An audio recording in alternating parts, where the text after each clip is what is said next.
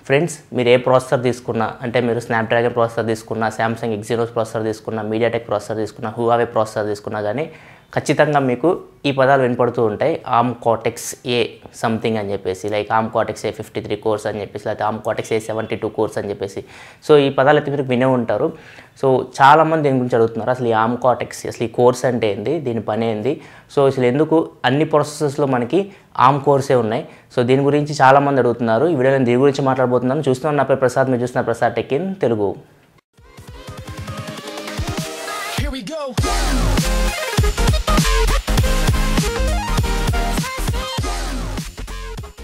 Friends first core అంటే ఏంది, core అంటే ఇంజన్ లాగా అనమాట. సో మన సిస్టమ్కి అదొక ఇంజన్. సో ఇది ఏం చేస్తుందంటే ఏదైనా ప్రోగ్రామ్ని మనకి మెమొరీ నుంచి ఫెచ్ చేస్తుంది, అంటే మెమొరీ నుంచి తీసుకొస్తుంది, దాన్ని డీకోడ్ చేసి దాన్ని ఎగ్జిక్యూట్ చేస్తుంది అనమాట. Fetching, decoding, executing. సో ఈ పని చేసేది మనకి కోర్ అనమాట. సో ఏదైనా ప్రోగ్రామ్ మనం ఇన్స్ట్రక్షన్స్ని ఖచ్చితంగా వాటిని ఫెచ్ చేయాలి, మెమొరీ నుంచి డీకోడ్ చేయాలి అండ్ ఎగ్జిక్యూట్ చేయాలి. సో ఈ పనులన్నీ మనకి కోరే చేస్తుంది. సో ఈ కోర్స్ మనకి ఎన్ని ఎక్కువ ఉంటే అంత మంచిదని మాత్రం అనుకోకండి. నేను ఆల్రెడీ కోర్ గురించి వీడియో కూడా చేశాను. Quad core, hexa core and octa core, డెకా core, వీటి గురించి ఒక వీడియో కూడా చేశాను. సో కోర్స్ ఎన్ని ఎక్కువ ఉంటే అంత మంచిది అనుకోకూడదు. సో కోర్ ఎంత పవర్ఫుల్ అది ఇంపార్టెంట్ మనకి. For example arm cortex A53 తీసుకుంటే సో ఇది దీనికన్నా మీకు ఆర్మ్ కార్టెక్స్ A72 అనేది పవర్ఫుల్ కోర్ అనమాట. సో జనరేషన్ చూసుకోవాలి మీరు. సో ఏ పక్కన ఏముంది దాని ప్రకారం చూసుకోవాలి. ఫర్ ఎగ్జాంపుల్ ఏ పక్కన 5 ఉంది, ఆర్మ్ కార్టెక్స్ A5 పాత ప్రాసెసర్స్లో ఉంటాయి. ఆర్మ్ కార్టెక్స్ A5 అంటే చాలా లో ఎండ్ అనమాట. Arm cortex A6, arm cortex A7, arm cortex A8, arm cortex A15, arm cortex A53 ఇట్లా మనకి ఈ జనరేషన్ వస్తూ పోతుంది అనమాట. సో ఇక్కడ మీరు ఖచ్చితంగా అబ్జర్వ్ చేస్తే మీకు ఇక్కడ ఒక పదం కనపడుతుంటుంది ARM cortex, ARM cortex, ARM cortex అని చెప్పేసి. సో అసలు ఏంటిది ఆర్మ్ కార్టెక్స్ అంటే ఏంటి ఫ్రెండ్స్? ఆర్మ్ అంటే అదొక కంపెనీ పేరు. సో ఆర్మ్ ఏం చేస్తుందంటే మనకి ప్రాసెసర్స్ని అది తయారు చేయదు, ప్రాసెసర్స్ని అది డిజైన్ చేస్తుంది. సో ఈ డిజైన్ చేసిన ప్రాసెసర్ని మనకి వేరే కంపెనీస్ ఉంటాయి కదా, క్వాల్కామ్ కానీ శాంసంగ్ కానీ లేకపోతే హువావే కానీ లేకపోతే మీడియాటెక్ కానీ ఏదైతే మనకి ఆర్మ్ ఇంజనీర్స్ తయారు చేసిన డిజైన్ ఉందో ఆ డిజైన్ తీసుకొని వీళ్ళు ప్రాసెసర్ని తయారు చేస్తారు. ఆర్మ్ అనేది ఎప్పుడు ప్రాసెసర్ని తయారు చేయదు.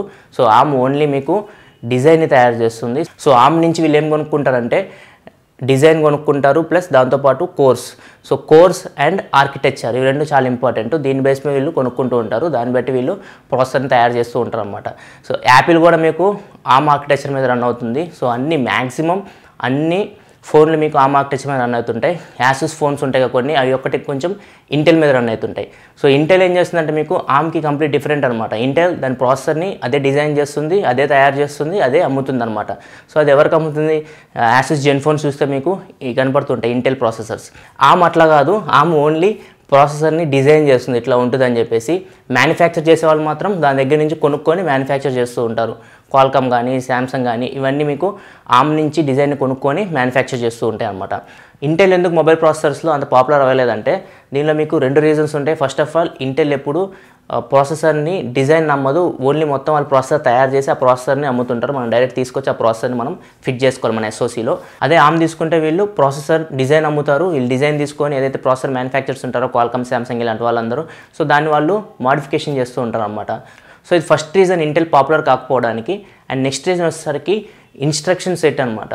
సో మనకి ఆర్మ్ ప్రాసెసర్ తీసుకుంటే మీకు RISC ఈ సెట్ మీద రన్ అవుతుంది, అంటే reduced instruction set computing. So దీని మీద ఇది రన్ అవుతూ ఉంటుంది. అదే మీరు ఇంటెల్ ప్రాసెసర్ తీసుకుంటే మీకు CISC అంటే complex instruction set computing. So దీని మీద రన్ అవుతుంటుంది. రెండింటి డిఫరెన్స్ ఏంటంటే అదే మీరు RISC తీసుకుంటే ఇది రెడ్యూస్డ్ అంటే మీకు సో ఏదైతే ఇన్స్ట్రక్షన్స్ ఉంటాయో పర్ సైకిల్కి సో అవి తక్కువ ఉంటాయి అన్నమాట. సో తక్కువ టైంలో ఇది ప్రాసెస్ని కంప్లీట్ చేయగలదు. సో చాలా తక్కువ టైం తీసుకుంటుంది, స్పీడ్ కూడా దీనిది ఎక్కువ ఉంటుంది ఆర్మ్ ప్రాసెసర్స్ది. అదే ఇంటెల్ తీసుకుంటే దీనికి డిఫరెంట్ ఉంటుంది అనమాట, అది కాంప్లెక్స్ టైప్ అనమాట. సో అందుకే మనకి ఎక్కువ మొబైల్ మార్కెట్లో ఆర్మ్ అనేది చాలా చాలా చాలా చాలా పాపులర్ అయిపోయింది. ఇప్పుడు మీరు ఆర్మ్ డిజైన్లు ఏమైనా చేంజ్ చేయాలనుకోండి, ఫర్ ఎగ్జాంపుల్ కోర్స్ మీరు చేంజ్ చేసుకోవాలనుకున్నారు అనుకోండి, దానికి కూడా మీకు ఆర్మ్ పర్మిషన్ అనేది కావాలి, దాని పేటెంట్స్ కావాలి. ఫర్ ఎగ్జాంపుల్ మీరు క్వాల్కామ్ తీసుకుంటే మీరు లాస్ట్ ఇయర్ చూసుకోవచ్చు, స్నాప్డ్రాగన్ 820 ఇట్లాంటి ప్రాసెసర్ తీసుకుంటే మీకు అక్కడ మీకు ఆర్మ్ కార్టెక్స్ కోర్స్ కనపడవు, అక్కడ మీకు క్రయో కోర్స్ కనపడతాయి. ఆ క్రయో కోర్స్ నథింగ్ బట్ అవి క్వాల్కామ్ తయారు చేసింది. సో అవి కస్టమ్ కోర్స్ అంటాం వాటిని. సో వాళ్ళే కోర్స్ తయారు చేసుకొని దానిలో పెట్టుకుంటారు. డిజైన్ మాత్రం మీకు ఆర్మ్ ఆర్కిటెక్చర్ మీద రన్ అవుతుంది అనమాట. అదే మీరు శాంసంగ్ తీసుకుంటే శాంసంగ్ మీరు S7 Edge మొబైల్స్ తీసుకుంటే ఎగ్జినోస్ ప్రాసెసర్స్ ఉంటాయి కదా, ఎగ్జినోస్ ప్రాసెసర్స్లో మీకు జాగ్రత్తగా అబ్జర్వ్ చేస్తే మీకు అవి ఆక్టా కోర్ ప్రాసెసర్. దాంట్లో మీకు 4 కోర్స్ వచ్చేసరికి ఆర్మ్ కార్టెక్స్ A53 ఉంటాయి. మిగిలిన 4 కోర్స్ వచ్చేసరికి వాళ్ళ కస్టమ్ కోర్స్ వాళ్ళు తయారు చేశారు, వాటిని ముంగూస్ అంటారు. సో ముంగూస్ కోర్స్ ఒక 4 ఉంటాయి అన్నమాట సామ్సంగ్ S7 ఎడ్జ్లో తీసుకుంటే. సో ఇట్లా వీళ్ళు ఏదైతే కోర్స్ వాళ్ళు చేంజ్ చేయాలనుకుంటున్నారో అది చేంజ్ చేయాలన్నా కానీ వాళ్ళకి ఆర్మ్ నుంచి పర్మిషన్ కావాలి. సో పేటెంట్స్ అనేవి కొనుక్కోవాలి. సో ఇట్లా మీకు ఈ ప్రాసెసర్స్ అన్నీ ఆర్మ్ ఆర్కిటెక్చర్ మీద రన్ అవుతాయి. కాకపోతే ఆర్మ్ అనేది ప్రాసెసర్ని ఓన్లీ డిజైన్ చేస్తుంది. ఈ కంపెనీస్ ఉన్నాయి కదా, సో ఏదైతే మీడియాటెక్ కానీ, హువావే కానీ, క్వాల్కమ్ కానీ, లేకపోతే శాంసంగ్ కానీ, లేకపోతే ఎన్విడియా కానీ, ఇవన్నీ ఆ డిజైన్ని కొనుక్కొని వాళ్ళు మ్యానుఫ్యాక్చర్ చేస్తారు ప్రాసెసర్స్ని. సో ఇట్లా మీకు ఈ ప్రాసెసర్స్ అన్నీ వర్క్ అవుతూ ఉంటాయి.